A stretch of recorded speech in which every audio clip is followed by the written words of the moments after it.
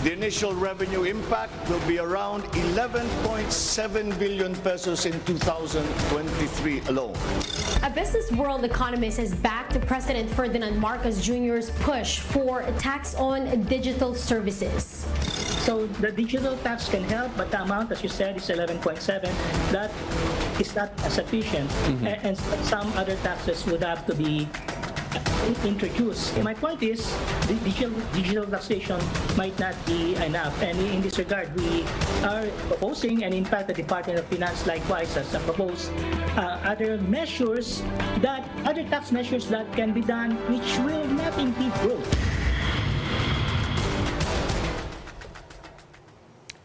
President Marcos has laid down key plans in his first State of the Nation address. He talked at length about an economy that needs a turnaround and fast. Question is, can he do it with resources that are on hand or at least within reach? We discuss in this episode of The Chiefs.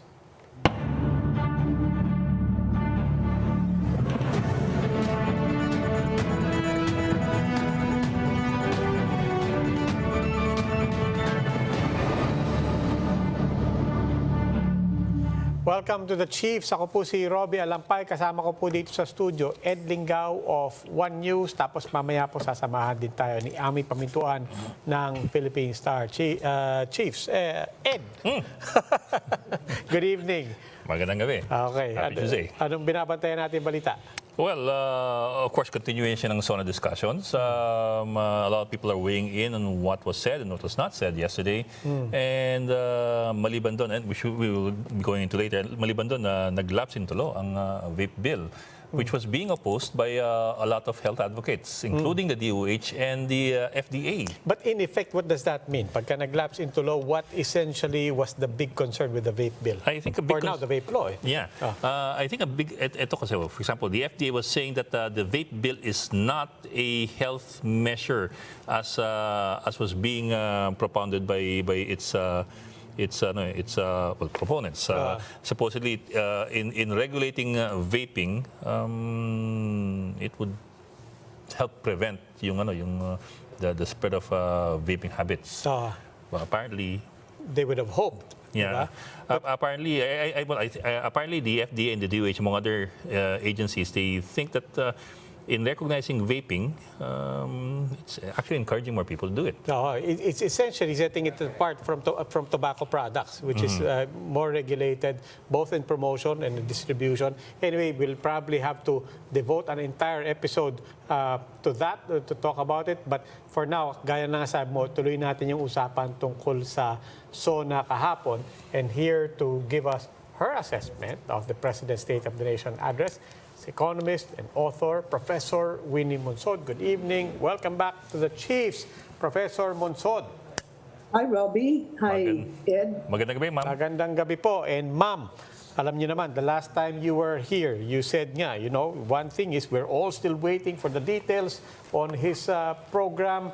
After the SONA yesterday, what do you feel we now know about his program? And equally important, what are some things that were still not there in the SONA? Okay. Well, in terms of the SONA itself, if you read all the presidents all the way up back to Ferdinand Marcos Sr., makikita nyo that it's the same SONA all over the place. Parang we never got anywhere. They talk about the economy. They talk about,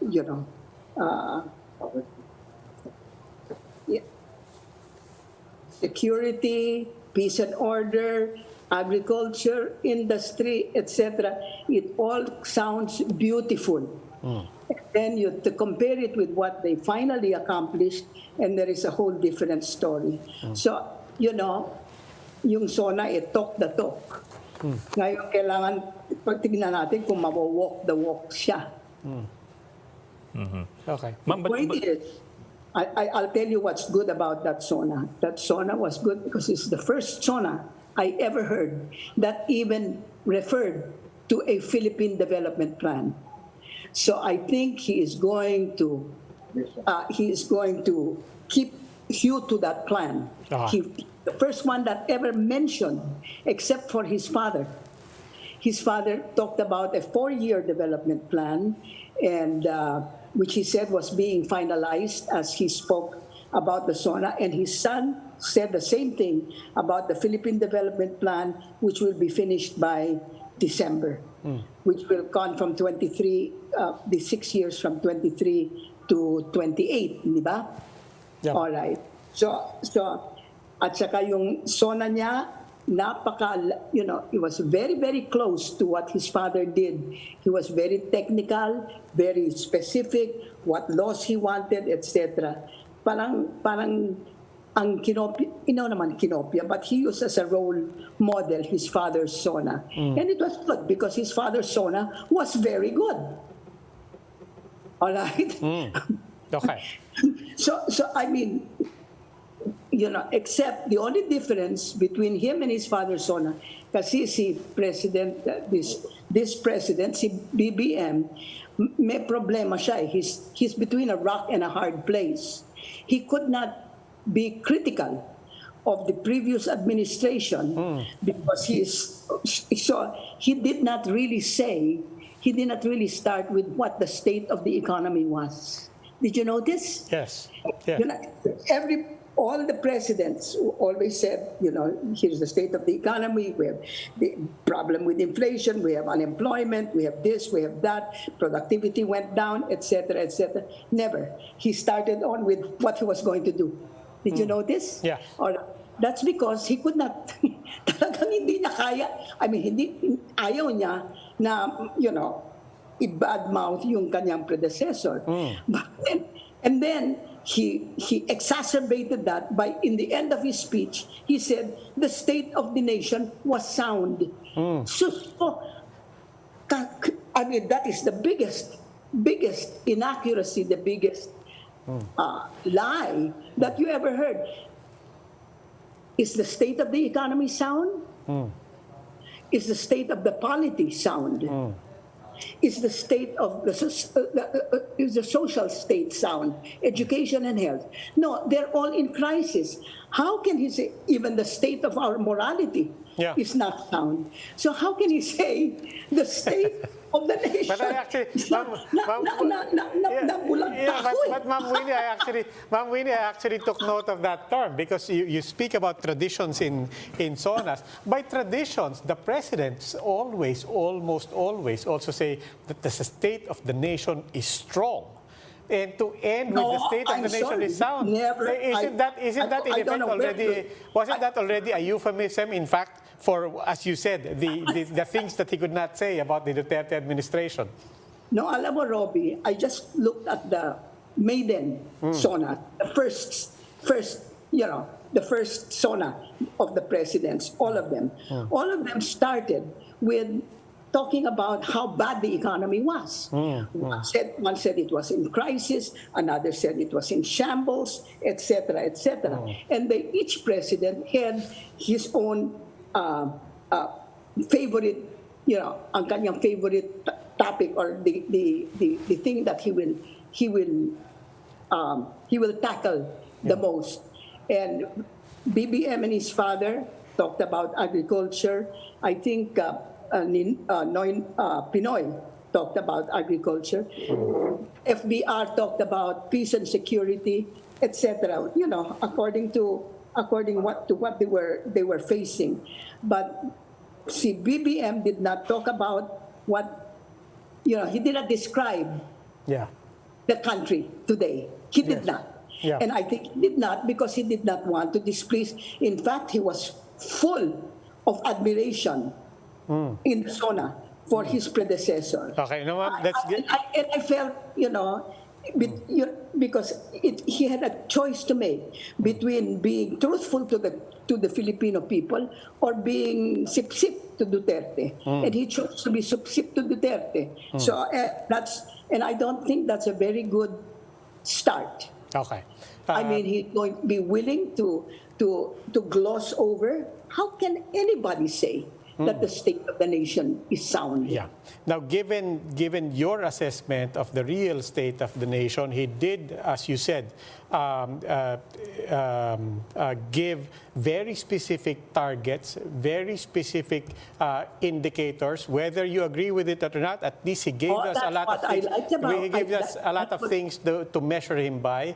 Your assessment of how realistic those are. And particularly also, the one question that a lot of people are asking, do you get a sense of how he's actually going to pay for all of these things? As I told you before, he's got the best in the economic team, especially Balisacan, Diokno, etc. I wish it would be Balisacan who would be heading that economic team. But those what he calls headline goals are really goals that are in the Philippine Development Plan. Always they have, what the growth of the GDP is, etc. They're all going to be in the Philippine Development Plan. So I really think that this time this president is going to be hewing very closely to the Philippine Development Plan. Si President Duterte, ang ganda-ganda ng kanyang forward sa Philippine Development Plan. He never mentioned it once in any of his 6 years. I don't think he even looked at it. But I have a feeling that this president will, because he knows that we are in we're in a crisis. Ang ating GDP, is not yet the GDP that we had in 2019. We have lost 3 years already. So that's really the crisis. I am surprised he did not say that. Because that means that the per capita income of the Filipino people are so way behind. Much more than 3 years, because when our GDP goes down, our population is going up anyway, hindi ba? So bumababa ang per capita income natin. So that is one of the problems. And so when he says we're going to have 6.5 to 7.5% this year, well, I happened to be at the briefing of the World Bank, and they had said that the economy would grow by 5.7% this year. In the same briefing, si Ben Diokno, who was then a central bank governor, gave the prediction that the economy would grow by 7.7%. Ang laki ng diferensya niya. Di tinanong ko nung mga question and answer, sabi ko, will somebody please, you're briefing me, you're briefing the group, and the central bank governor has come up with a totally different view of what the GDP would be. Will you please try to tell me what is the difference between your predictions? In other words, who is the better predictor, the World Bank or the central bank governor, or maybe the DBCC, Development Budget Coordinating Committee? Hindi naman nila masagot, kasi nakakahiya sasabihin nila kami ang mas magaling o mas mabuti or mas accurate yung amin. So anyway, I'm just giving you that to give you an idea of what some other maybe outsiders think of what the economy will accomplish this year. Sabi ng World Bank, 5.7, and next year it's going to be something about the same thing. And here is our president saying 6.5 to 7.5% this year, and 6.5 to 8% average, for the next for the next 5 years. Yes, ma'am. Ma'am, let me zoom into something specific. Everybody's been looking at agriculture, di ba? Isyong pangsikmura eh. The president also has stated in the past that he wants preference for agriculture. Now, he talked about increasing production, improving the value chain, but in the end, yung mga proposals niya, would they address the issues with agriculture? For example, he talked about suspending amortizations, canceling bad loans, giving land grants of up to 50,000 hectares down the line, among other things, of course. But when you look at the big picture for agriculture, were the issues of agriculture addressed? Well, you know, he's not talking about the entire plan. That will take more than an hour to talk about the entire plan. But I think he is serious about concentrating on agriculture. What is he saying? He's saying he's trying to increase the productivity of agriculture. That's what his father said. And he's saying the same thing. And in other words, agriculture has been a perennial problem for our presidents. And somehow nobody ever gets to solve it.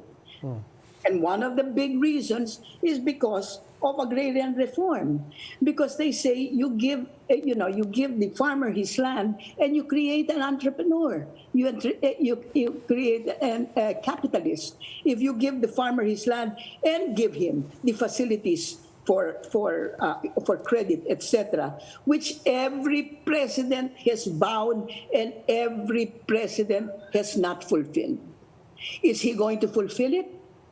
I don't know. I sincerely hope he does.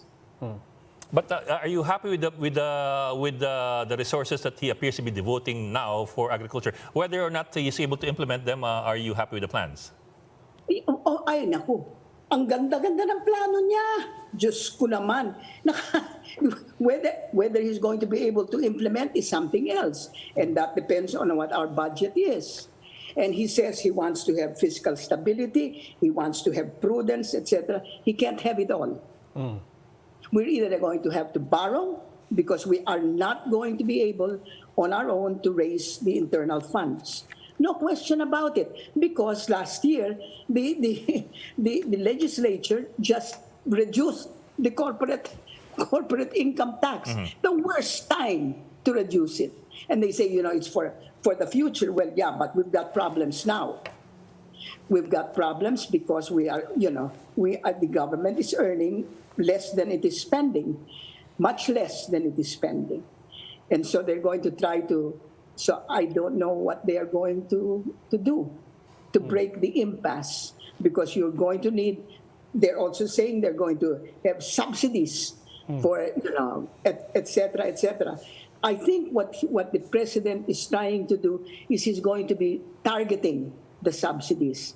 Kasi most of the time, the subsidies are not targeted. So those who do not need the subsidies get the subsidies. Rice price, lower the price of rice. Why are you going to lower the price of rice for the rich people? And then they're the ones who go to the market and get it at lower price. Di ba? Talagang if you want to subsidize, you have to be very, very specific. And I think that's what DSWD is trying to do now. It's trying to cut its list of its, it's poor, of the people that are poor. I hope they're doing it correctly, because what I'd hate to do is for some poor people to be left out. When you're making a specific list, it's better to include those who should not be included, rather than to exclude Ma'am, revenue side, ma'am. Yes, ma'am. Ma'am, sa revenue side naman po tayo. Kasi so many plans yesterday. Continue, build, and so on the line. Ang daming plans na build specialized hospitals and regional health units. And all these are very, very good plans, and people clapped and they gave And infrastructure is going to be 6%, 5 to 6% of our budget. Yes, ma'am. Yes. All that. So well, depends. If the budget is very small, 6% is very small. But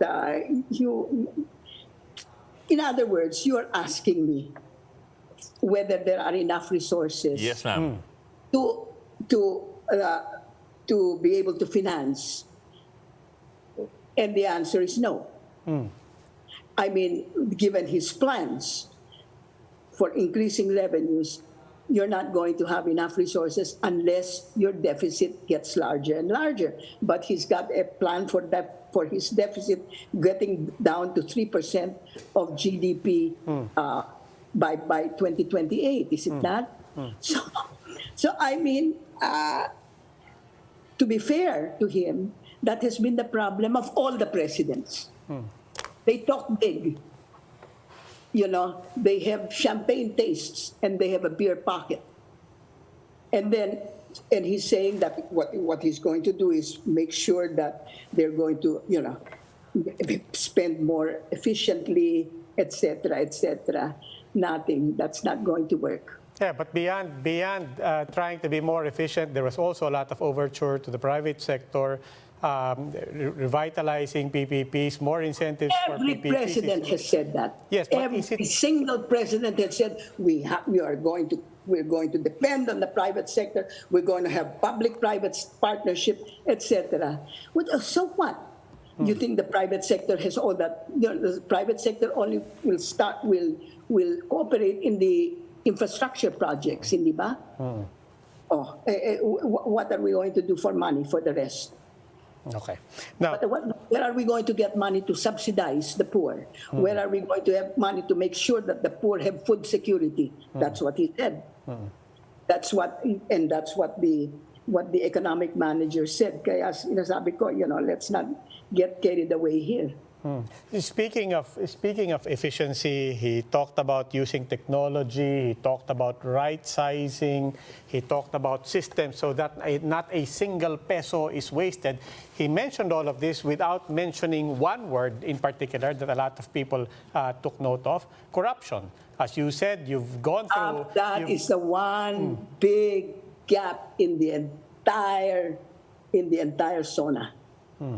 He did not talk about corruption. In other words, he did not talk about governance, and he did not talk about the rule of law.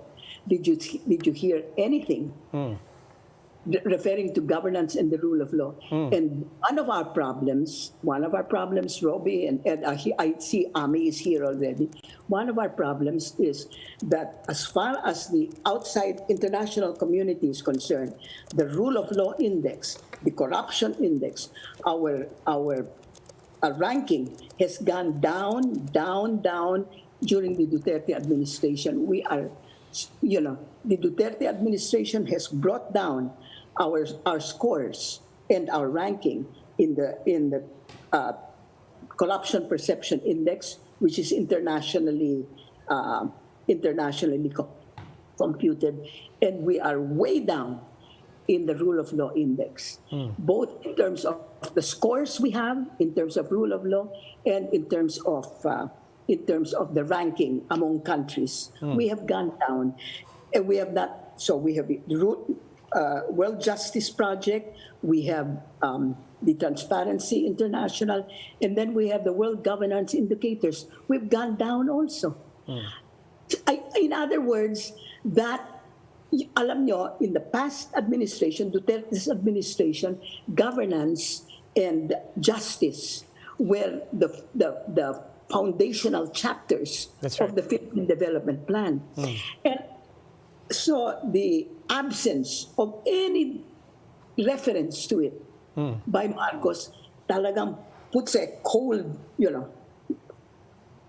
clutches your heart with a very cold hand Why isn't he talking about it? Does he immediately think that it's going to solve itself? We are worse off now than we were in 2016. And so one would have thought, and if you'll notice, the UN, everybody says that if you want sustainable development or any development, the governance is the key. You know, rule of law and governance is the key.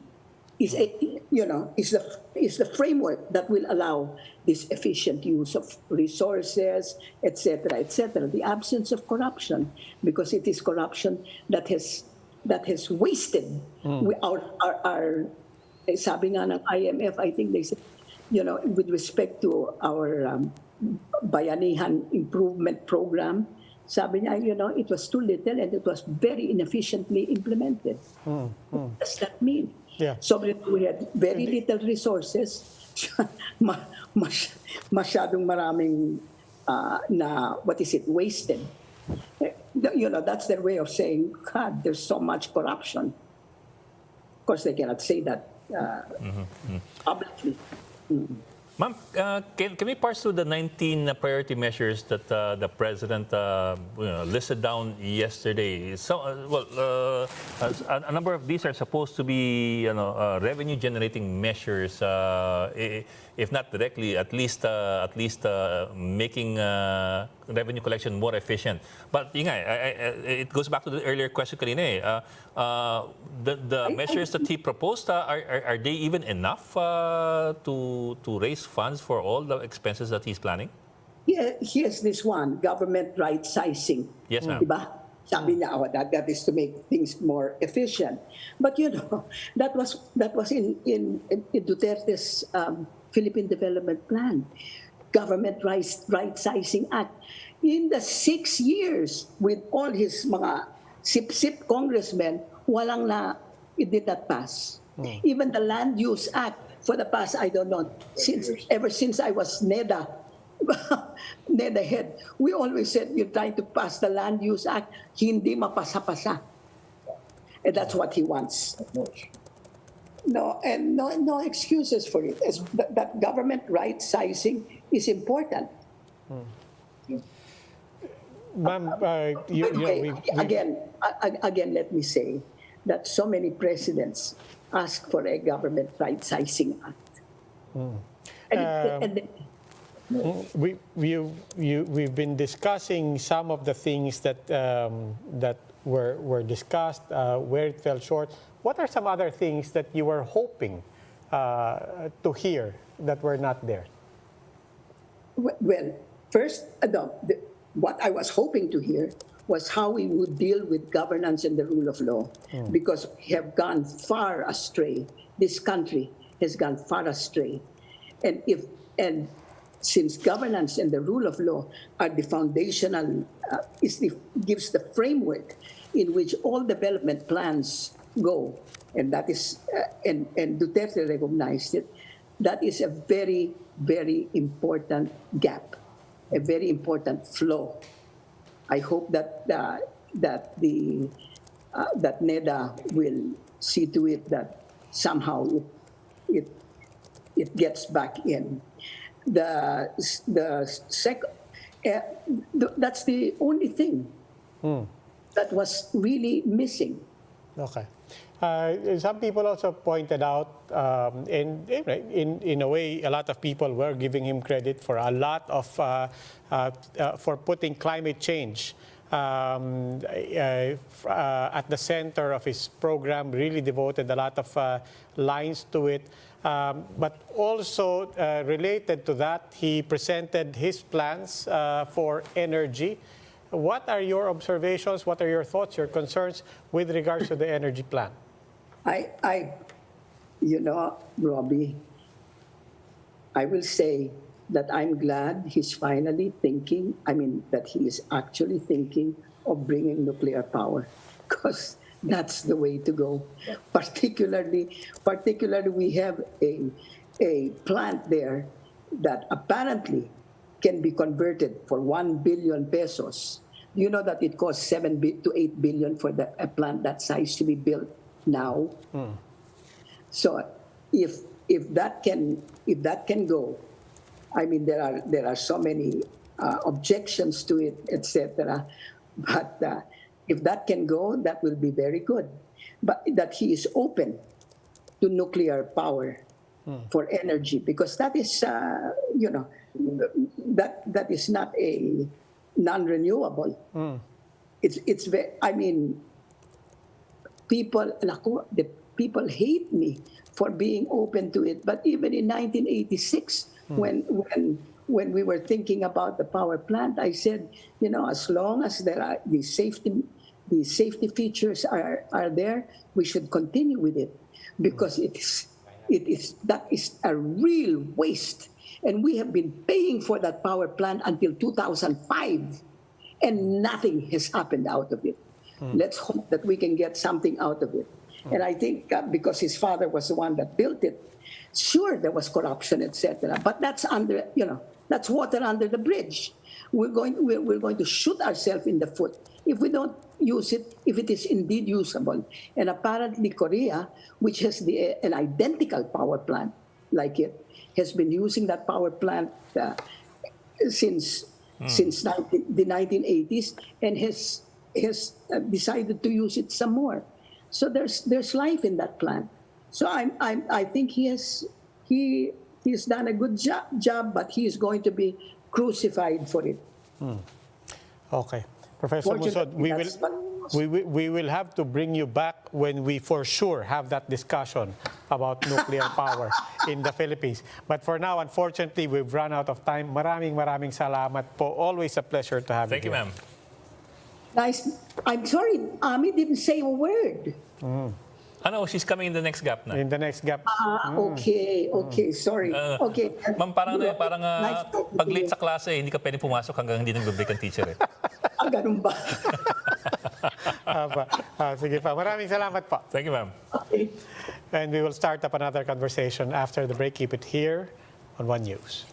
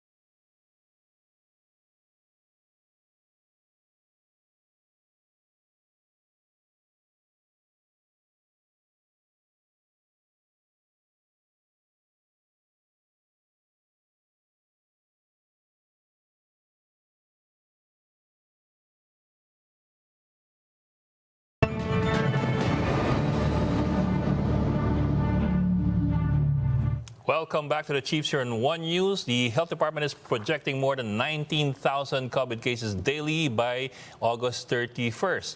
Let's ask our guests if this is also the number that they are seeing. Professor Guido David of the Octa Research Group joins us tonight. Professor David, thank you for joining us. And also joining us, of course, is Ana Marie Pamintuan of the Philippine Star. Hi, Ami. Hi, good evening, Professor. Hi, good evening, Prof. Ami, Robbie, and the man who matters. Naku, yan na tayo. Sir, sorry. Nakita ko yung papansit mo eh. So, tsaka 3M. Na-miss ko ng 3M pizza. Galing ka dun sa kabilang programa. Nakita ko lang, nadaplisan. Sir, huwag kayo manonood dun, sir. Masamang influence ang programa yun eh. Anyway, sir, let me start off with that. Yung 19,300 actually, na figure ng DOH by the end of August, if things go as they've been going the past few weeks, is this the same number that you're seeing? Actually, if we're looking at the numbers, yung reported cases, the rate of increase is very slow kasi Today, bumaba, of course, it's a Tuesday, Yeah, so Tuesday. we only had 2,300 today. Pero even yesterday, it was 2,700. The other day, it was getting close to 4,000. Pero the rate of increase is actually very slow. And I mean, there's possible explanations for this. So it does not, I mean, at least in our own model, it does not seem likely that we will hit 19,000 cases. Of course, it could happen. It's a projection, but it does not seem likely, especially given yung testing natin. We're not testing enough that we'll get to 19,000 cases. Maybe if our testing was the same as last year, we might get to 19,000. I mean, of course, aware naman kami na the true number of infections is likely higher. We have a multiplier in mind na it could be maybe 20 times higher than the current number. So if it's 2,000 cases per day right now, times 20, that's 40,000 already. Wala naman sana matatakot about those numbers. I mean, those are the number of infections. If we take into consideration yung mga nagpapa-antigen testing, yung mga hindi nagpapa-test. Pero if we're just basing on the official numbers of cases, right now around 2,000 to 3,000, it does not seem likely that we'll get to 19,000. Sir, just to be clear, sir, no? So what you're saying is the actual number, meaning not the number that's reported, but the number that you estimate could be actually out there, could reach 19,000 if the trend continues. But the reported number of cases will be much lower because of the lack of testing. Yes, because if we compare even to January, we're testing just 50% of what we were testing in January. So we're only testing half of what we were testing in January. We're only testing about 1/3 of what we were testing last year. Pero if we account for that and yung mga nagpapa-antigen testing, we might already be at 40,000 today. So lagpas na tayo sa 19,000 na projection. Pero if we're looking... Prof, linawin ko lang, only because nasanay na ako when you say that baka times 10 yan eh. Now, if I'm hearing you right, you're saying baka times 20 yan. Tama ba? Yes. So bakit nag-iba yung rule of thumb natin? Well, last January, we were more or less sure na mga times 10 because there was actually a random testing being conducted by the OTR at that time. And para lang siyang survey, so we can estimate the true number of infections. And these were people riding in MRT, so normal people, I mean, going to work. Bakit tumaas? Because yung sa estimate natin, the volume of testing is much lower now compared to January. So kumbaga kung times 10 dati, dahil kalahati na lang tinetest pa natin compared to January, parang maybe times 20 na. So just to link it to the previous topic ngayon, what do you think of President Marcos's statements on how to deal with the pandemic? Sabi niya, no more lockdowns. Tapos sabi niya he wants a virology institute to be put up. Tapos yung Center for Disease Control. What do you think of the pronouncements? Well, I mean, I tend to be more optimistic naman. So I like the optimism naman. And in fact, the Center for Disease Control for the Philippines is something that we have put out there in the past. Parang we recommended or suggested that there should be a Center for Disease Control in the Philippines, especially now na nakita natin how important it is to have disease monitoring and ang dami ng mga sakit na lumalabas all over the world. So we don't want another COVID in the future na magugulat pa tayo. Virology Institute is also a welcome, suggestion or plan, and ganun din, to maybe develop our own vaccines, anything related to research. Since I'm a scientist, syempre sinusupport ko, and that's what we want. Our research budget is very low compared to other developing or developed countries. It's only 0.3% of GDP. So of course, I'm aware that we don't have a lot of money, but sometimes you have to invest to get the benefits in the future. Diba? Kailangan magtanim tayo para may kahit na I mean, I don't know how we'll get will get the money. I don't know if they'll borrow some more or increase taxes or increase efficiency in collections or, address other factors. Pero, at least kung may initiative for research, for advancing research, I think this will help us in the long run. The benefits won't come, tomorrow or next year. It will be a long-term strategy. But if we are planning to become a middle income, upper middle income country, we have to invest in something. But what about the no more lockdowns? You think we can actually rule it out at this point? Kasi parang nagkakalat na naman yung mga kung ano-anong variant, and as you are reporting yourself, pataas pa rin ang pataas yung mga kaso. Well, we can be optimistic, and with the current variants naman, mga Omicron subvariants of COVID, it doesn't seem likely that we'll have a lockdown kasi kakayanin naman natin with our vaccines.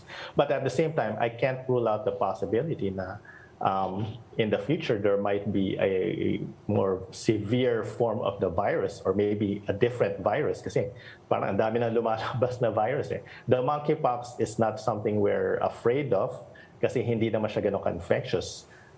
The Marburg virus, in Africa does not seem to be very. I think it can be easily controlled, pero I could be wrong. What if, you have a variant of something that infectious with a high mortality rate? I mean, I'm sure, even if we don't impose a lockdown, people will lock themselves down because if there's something na parang pang zombie apocalypse, something very infectious that will really, kill people at a high rate, definitely there's something. But of course, this may sound like science fiction to some people. I'm just saying that because there's a level of uncertainty in the future, I can't also say na, we're sure there won't be a lockdown. I think yung message naman ni PBBM is that, we'll do our best to scale up, capacities, maybe vaccinate more people so that we can avoid lockdowns in the future. I think it's more of But end August will be the first week of school opening. You think we have to slow down on face-to-face classes? Well, I mean, we have targets already, and I can't speak for the Department of Education with regard to the kind of preparations that they're making. Hopefully, everything's in place for August. Yung factor lang that I hope that they could address is vaccinating children. We're not supporting the mandatory vaccination of children, but making it available for children, making more vaccines or having more vaccines approved for children. Because right now, I think puro mRNA vaccines pa lang yung approved, especially for 5 to 11. So ito yung mga Pfizer, and some parents may want more choices for their children as far as vaccines, and then some parents may want their children to maybe not be vaccinated, and maybe they'll just take the risk. So at least optionally, but at least we have to make the vaccines available for the parents who want their children vaccinated. So that's one part of the face-to-face that is a bit concerning. The other part is, of course, yung availability of public transportation.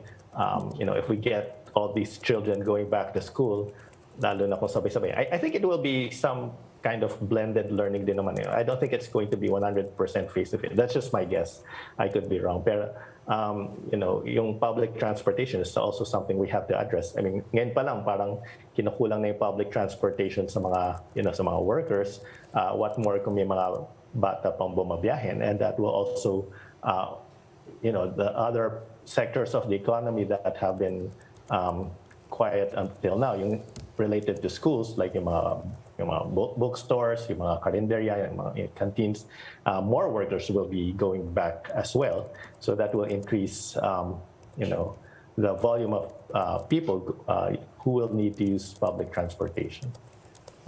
Prof, follow-up ko lang. I mean, we've talked about it every so often, but may update na tayo dun sa that survey that you said we were hoping to have to give us an idea of how much of our population have in fact already been exposed to to one variant or other of the virus? Yeah, unfortunately, we don't have an update yet there, Robbie.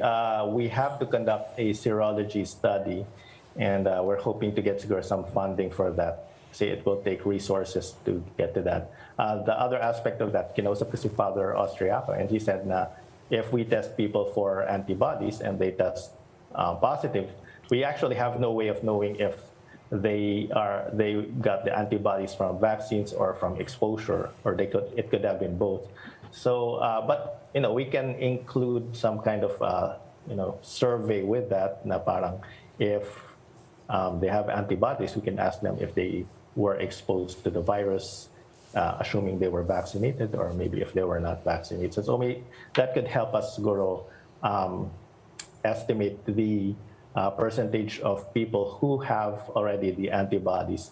But yeah, I think that's very relevant to face-to-face classes. Because I think I mentioned, I'm not sure if I mentioned it here, but in the UK, 99% of high school kids, 11 to 17, already have antibodies. So it doesn't make sense to vaccinate these students who already have the antibodies. Either they have been vaccinated or they have been exposed already. It was a much lower percentage for elementary school children, mga +%. I doubt if we have that high of a percentage of children with antibodies.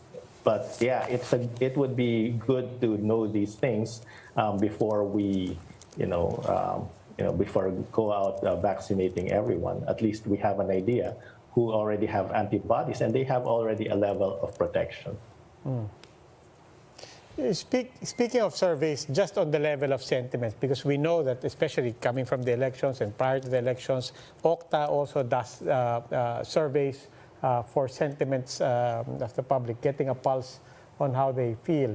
I know we're looking at numbers and taking those as indicators of mukhang kampante na yung mga tao and overconfident.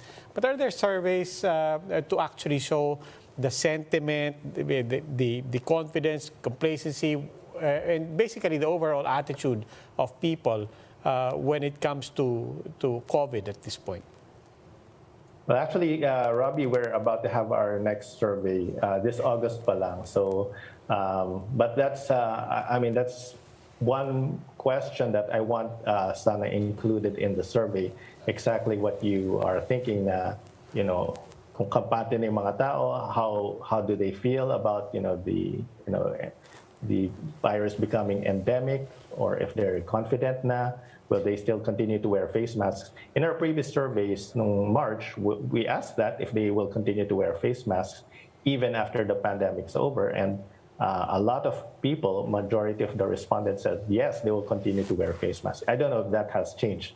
Dahil baka nag-iba na yung landscape, maybe mas complacent yung mga tao. Baka at that time of the survey, kakatapos na ng Omicron, people were still concerned about the virus, but maybe not so much now. So we are definitely going to probe on these questions. And unfortunately, I don't have the survey answers yet right at this time.